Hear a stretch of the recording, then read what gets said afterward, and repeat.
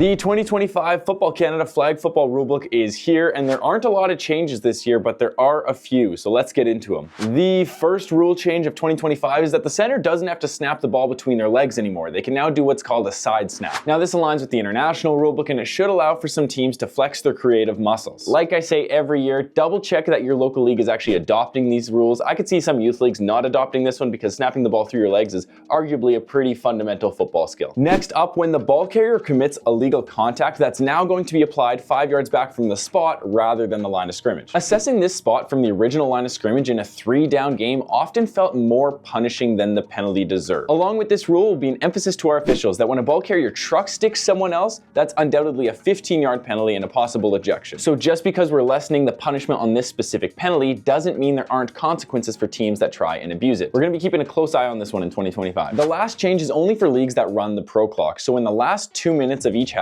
if a ball carrier beyond the line of scrimmage fumbles or spikes the ball to the ground, the clock will continue to run. The goal of this change is to prevent ball carriers from spiking the ball or accidentally fumbling it to stop the clock when their flag would be pulled inbounds and the clock would run otherwise. Two things to keep in mind about this rule is that this does not apply to incomplete legal passes. Also, defenders are still not allowed to strip or punch the ball free. That will be penalized. Well, like I said, quick and easy this year. For a full list of changes, go to the Football Canada website.